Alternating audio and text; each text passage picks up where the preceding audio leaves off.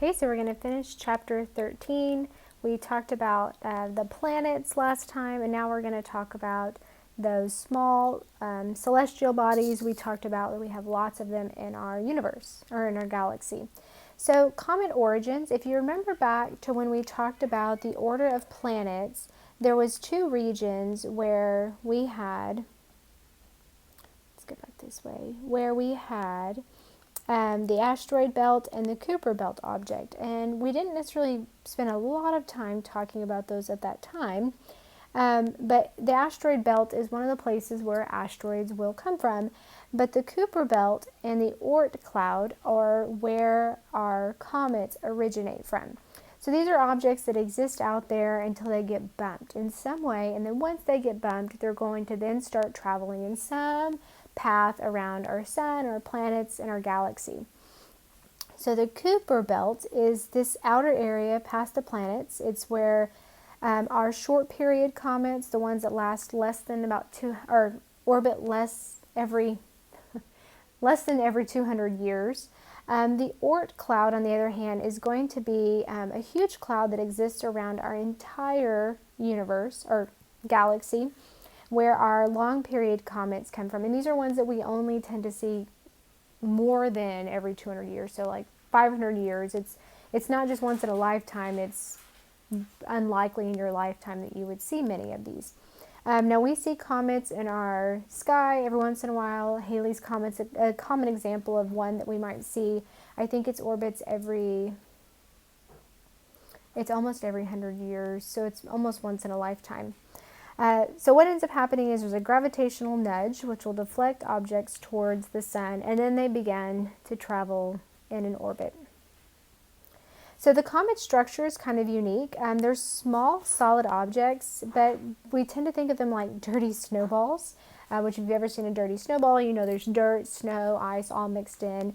And this is because it's got frozen water, CO2, ammonia, and methane. And then there's also dusty rock bits. Now, as it travels and gets close to the sun, it's going to start to melt. And when it melts, we get this really unique thing, which is the comet head, which is the solid nucleus, and then the coma of gas. And then there's tails. And there's two types. There's the ionized gases and then dust. And so this is the tail of the comet, and you'll see it'll streak through the sky. But the tail is always going to be pointing away from the sun. Okay, so that's the structure of a comet. Asteroids, on the other hand, are going to come from the asteroid belt, which is located between Mars and Jupiter. So it's going to divide our inner and our outer planets. The sizes of these asteroids is quite large, up to 1,000 kilometers. They're varied in composition. If it's in the inner belt, they tend to be more stone-like. Outer belts tend to be dark with carbon. And then some of them are iron and nickel in nature, which is very similar to the core of our terrestrial planets. So this was formed from original solar nebula, so from the very beginning. And what this would have been was potentially another planet, but because of Jupiter nearby, and Jupiter being a very strong gravitational body, the objects could not clump together and instead became this asteroid belt with these rocky objects. Now, meteors and meteorites are different. A meteor is a meteoroid that encounters Earth's atmosphere. So we tend to see these, they look like shooting stars. Meteor showers are a common thing, but there's something that's going to pass through the outer limits of Earth's atmosphere and light up as they're passing through. They're kind of burning off. So meteor showers are really wonderful, beautiful things to see. And Earth passing through a comet's tail.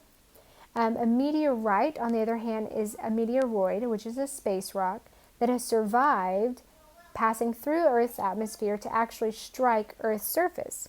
They're iron, stony in nature, very similar to some rocks that we already see on Earth, and then a stony iron.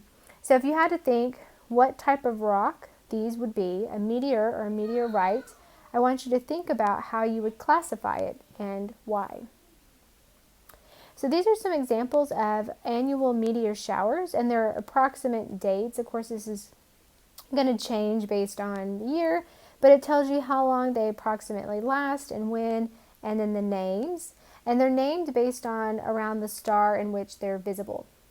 So Orion, the Taurus, the Leo, the Gemini. and then it'll show you the approximate dates. Sometimes you'll see them on the news, they'll talk about meteor showers, but normally they last at least a day or so. But the thing is, you have to have a really clear night, not a lot of weather, and you can't live in a place where you have a lot of man-made light, so you'd have to be kind of out in the country where it's nice and dark. This is going to end our chapter 13 discussion, and then we'll move into talking about Earth specifically, Earth and space, in chapter